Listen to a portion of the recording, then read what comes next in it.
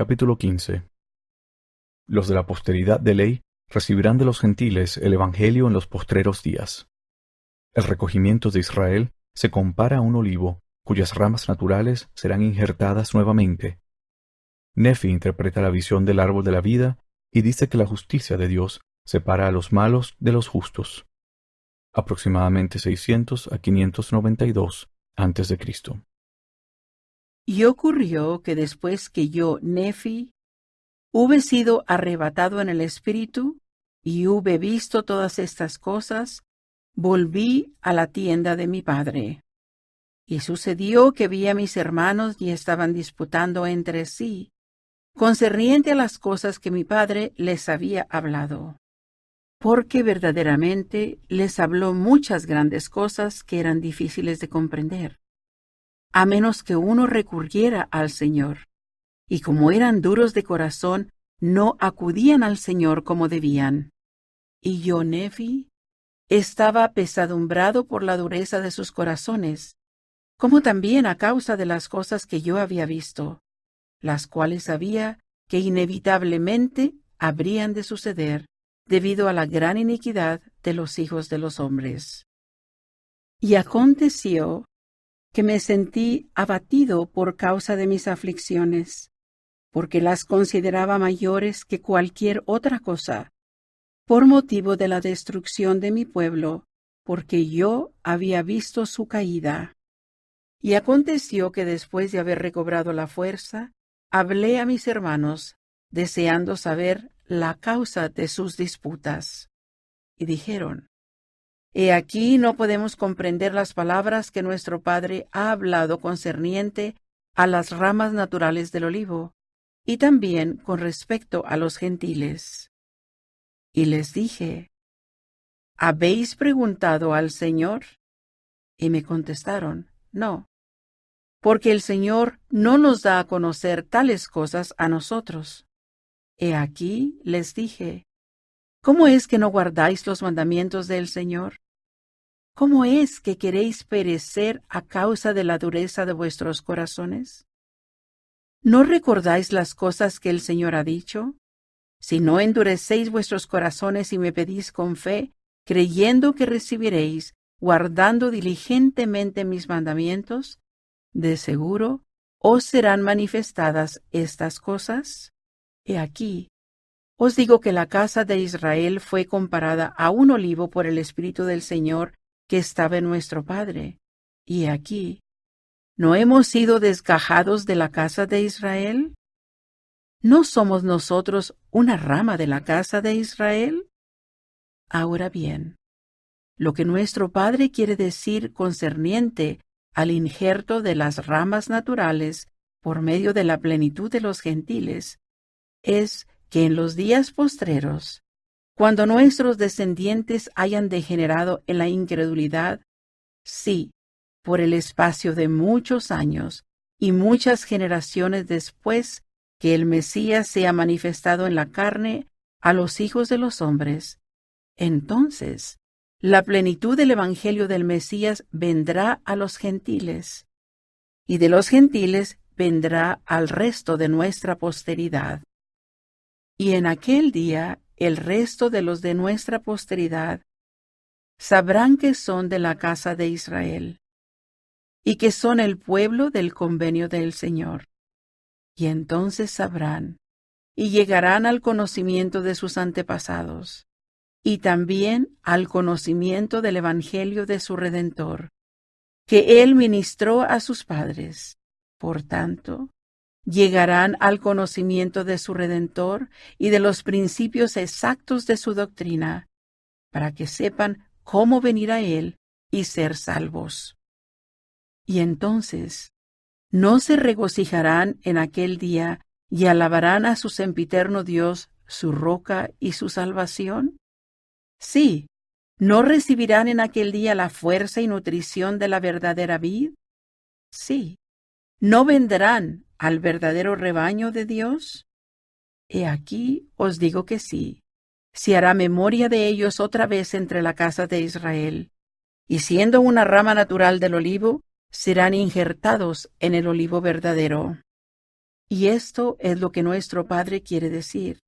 Y nos da a entender que no sucederá sino hasta después que los hayan dispersado los gentiles, y se refiere a que se llevará a cabo por medio de los gentiles, a fin de que el Señor manifieste a estos su poder, precisamente porque será rechazado por los judíos, o sea, por los de la casa de Israel.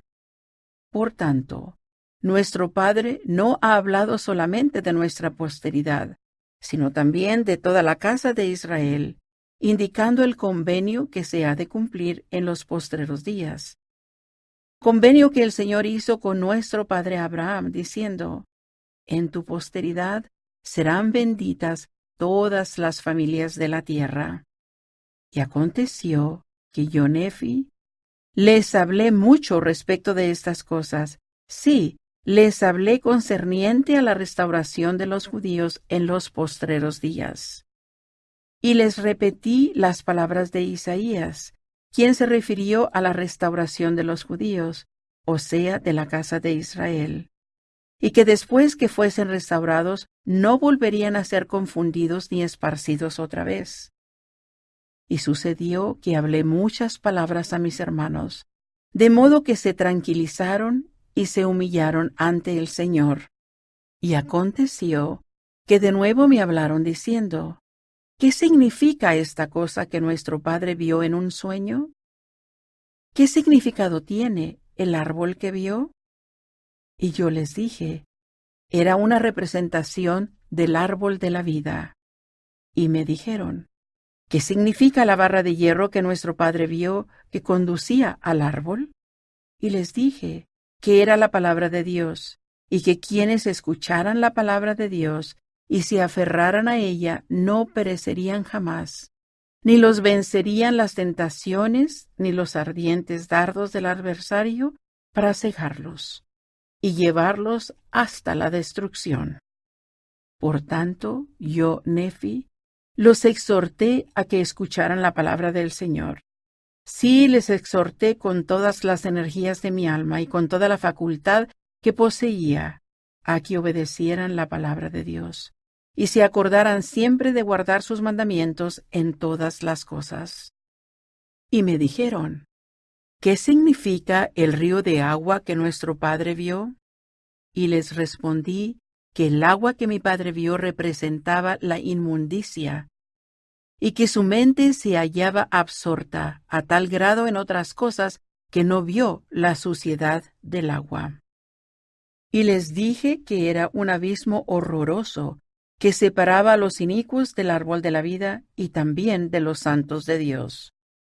Y les dije que era una representación de aquel infierno terrible que el ángel me dijo había sido preparado para los inicuos. Y les dije que nuestro Padre también vio que la justicia de Dios separaba a los malos de los justos, y su resplandor era como el de una llama de fuego que asciende hasta Dios para siempre jamás y no tiene fin. Y me preguntaron: ¿significa esto el tormento del cuerpo en los días de probación? ¿O significa el estado final del alma después de la muerte del cuerpo temporal? ¿O se refiere a las cosas que son temporales? Y aconteció que les dije que aquello era una representación de cosas temporales así como espirituales, porque habría de llegar el día en que serían juzgados por sus obras, sí, según las obras efectuadas por el cuerpo temporal en sus días de probación. Por lo tanto, si morían en su iniquidad, tendrían que ser desechados también con respecto a las cosas que son espirituales, las cuales se relacionan con la rectitud, de modo que deberán comparecer ante Dios para ser juzgados según sus obras. Y si sus obras han sido inmundicia, por fuerza ellos son inmundos. Y si son inmundos, por fuerza ellos no pueden morar en el reino de Dios. De lo contrario, el reino de Dios también sería inmundo.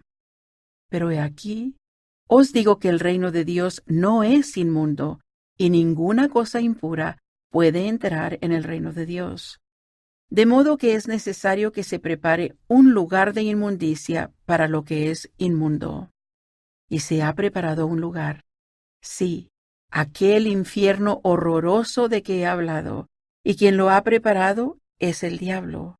Por tanto, el estado final de las almas de los hombres es morar en el reino de Dios, o ser expulsados por razón de esa justicia a que me he referido. Así que los malos son desechados de entre los justos, y también de aquel árbol de la vida cuyo fruto es el más precioso y el más apetecible de todos los frutos, sí, y es el más grande de todos los dones de Dios. Y así hablé a mis hermanos. Amén.